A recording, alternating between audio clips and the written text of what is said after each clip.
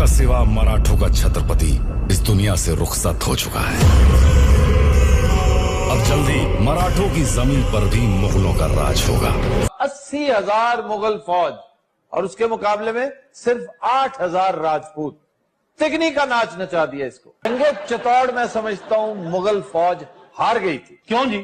इसलिए कि आपके मुखालिफ थे 8,000, आपके 30,000 बंदे मारे गए। शेर नहीं रहा, लेकिन छावा अभी भी जंगल में घूम रहा है। फाड़ देंगे मुगल सल्तनत की छाती अगर मराठा साम्राज्य के विरुद्ध सोचने की जुर्रत की। ट्रेलर देख के वो इमोशन फील हुए यार, जो ऐसा लगता था वो जो स्पीच किया, हाँ भाई, ऐसा लगता था विकी कौशल ने अपने आप को मतलब वो वो अवतार आ गया अंदर। और छावा मीन्स लायन कब, शेर का बच्चा। पूरे खानदान की लाश पर खड़े होकर हमने ये ताज पहना था,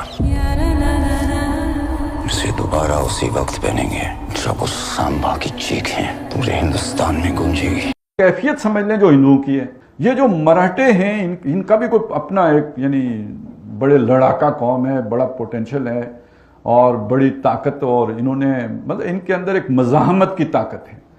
औरंगजेब जैसे बादशाह को मुसलसल जिच करके रखा, उसे मेरा ख्याल है दिल्ली रहना नसीब नहीं। एकदम से वो आते हैं और दीवार टूटती, जितने लोग होते हैं 100-200 लोग होते हैं, सबको अकेले पीछे फेंक देते हैं। और इनके बारे में यही पता चला था कि बहुत ही पावरफुल और हार ना मानने वाले। मैं कहूँगी कि इतनी छोटी उम्र में पहला युद्ध करना 16 की एज में, आजकल के हम 16 के बच्चों को देखें तो मतलब आपको बहुत ज़्यादा एक गैप नज़र आता है उनके मेंटल लेवल में भी कि आजकल के बच्चों की सोच क्या है।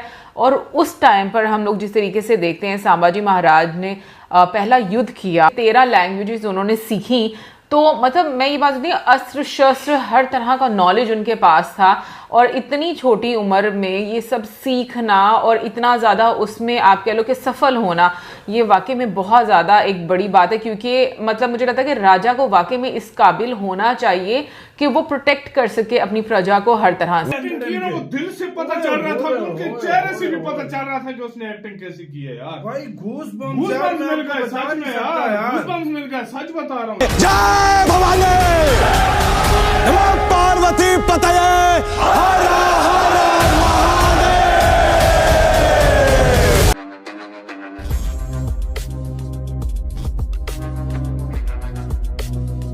मौत के घुंघरू पहन के नाचते हैं हमारी मौत मराठों के हर घर एक नया सिवा, एक नया संभव पैदा करेगी। लेकिन जब तू मरेगा तब ये तेरी मुगल सल्तनत भी मर जाएगी।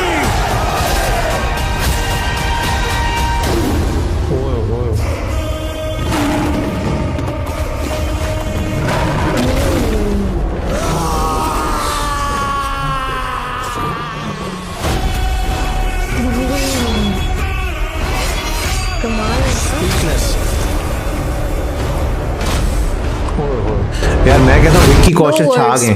विक्की कौशल, मुझे लगता है कि विक्की कौशल ने उस रोल की डेप्थ में चले गए, जिया है उनके छत्रपति संभाजी महाराज। मतलब उनको देख के लगा था कि अपने रोल की ना गहराई तक डेप्थ में चले गए। और क्योंकि ये बेसिकली ये छत्रपति संभाजी महाराज की लाइफ पर बेस्ड है ना, तो वो लग रहा था कि वो जी रहे हैं उन्हीं को। और ऐसे जिस तरह से एक्सप्रेशंस दिए हैं जब वो जंग हो रही थी उसमें, जिस तरह से मार रहे थे और एक अकेले इतने लोगों को मार रहे थे। शुरू में कोई आवाज आती है कि वो तो चला गया है, अब जो है ना हम लोग रूल करेंगे, मराठा लैंड्स वगैरह ले लेंगे और इस तरह से। और एकदम से वो विक्की कौशल की आवाज़ आती है कि शेर बेशक नहीं रहा, शेर का अभी भी जंगल में घूम रहा है। हाँ, शेर का बच्चा अभी भी जंगल में। शोर नहीं करते, हम शिकार करते हैं। और युद्ध ऐसे करूँगा जैसे कोई, अगर तुम्हारा साथ रहा तो युद्ध ऐसे होगा करूँगा जैसे कोई त्यौहार हो। तो ऐसे डायलॉग्स, और विक्की कौशल की दहाड़ें हो गई या विक्की कौशल की डायलॉग डिलीवरी, उनकी आंखें बोल रही थी ना, जिस तरह से वो फील कर रहे थे सारा। अच्छा, एक जगह देखा था जब अक्षय खन्ना उन्हें कुछ कह रहे होते हैं तो कुछ जंजीरों से बांधा होता है, खून से पूरी बॉडी भरी होती है। एक जगह जब वो मेरे ख्याल से कैप्टिविटी में पकड़े हुए हैं, उनको जंजीरों में बांधा, लेकिन फिर भी हार नहीं मानी हुई। अकेले वो और कितने लोगों से लड़ रहे थे। इतने टाइम बाद अक्षय खन्ना को फिर से हाँ, देखा अक्षय ना। खन्ना ने भी अपना रोल बड़ा अच्छा निभाया। उनको बल्कि वो पहचान में नहीं आ रहे, उनको ऐसा लुक बनाया है फिर उनका। वो पानी से निकलते हैं जो विक्की हाँ, कौशल। विक्की कौशल जो पानी से निकलते हैं। फिर एक विक्की कौशल जो वो दरख्तों वाला सीन था, ऊपर से आके बंदे को वो गिराते हैं। और एंड वाला सीन जो था ना, वो वाकई गूज बम्प्स था। एक तो वो शेर की फाइट वाला उसको, और दूसरा जो एंड पे जो बंदे में, और मतलब मैं कहता हूँ कि गूज बम्प्स आ इस गए थे। मूवी से होगा कि बच्चों को भी पता चलेगा। हाँ, ये इंडिया की एक बात बहुत अच्छी है कि वो अपने हीरोज को ना कभी भूलते नहीं हैं, और वो ऐसी फिल्म्स बनाते हैं कि वो वैसे तो हीरोज जो है ना वो हमेशा याद ही रहते हैं, लेकिन उनकी इस फिल्म्स बनाने से क्या होता है कि बच्चा भी जान लेता है उन हीरोज को। मुझे जो मेरी अपनी पर्सनल फीलिंग है ना, विक्की कौशल की तरह कोई और परफॉर्म ना कर हाँ, पाता। ये विक्की कौशल ने बहुत अच्छा किया, बहुत जस्टिस किया रोल के साथ। मतलब बिल्कुल रोल की रूह में घुस गए थे। हाँ, तो और बहुत अच्छे एक्टर, लाजवाब, बहुत अच्छे एक्टर हैं, बहुत अच्छे एक्टर, हर रोल कर लेते, कॉमेडी और रोमांटिक। उनके कॉस्ट्यूम्स बनाए हुए थे। हाँ, जिस तरह से जो उनकी वेयर कर रहे थे ना, बिल्कुल, तो वो बहुत अच्छा है।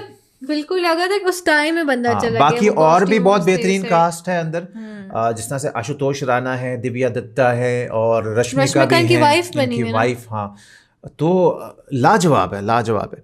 और एक जगह वो बोलते भी हैं कि छत्रपति शिवाजी महाराज का सपना मैं पूरा करूंगा। वो ये भी बोल रहे थे कि अगर मैं नहीं भी रहा ना तो फिर से जन्म लेता रहूंगा मैं किसी ना किसी और घर में, लेकिन तुम बस आखिरी ही हो। और अगर तुम खत्म हो गए तो तुम्हारी पूरी सल्तनत भी खत्म हो जाएगी। वो अक्षय खन्ना कहते हैं। तो बहरहाल यार गूज बम्प्स है।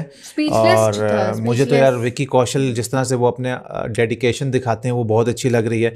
आपकी क्या ख्यालात हैं, आपने हमें कमेंट में ज़रूर बताना है। में भी कि आजकल के बच्चों की सोच क्या है, और उस टाइम पर हम लोग जिस तरीके से देखते हैं, संभाजी महाराज ने पहला युद्ध किया, 13 लैंग्वेजेस उन्होंने सीखी।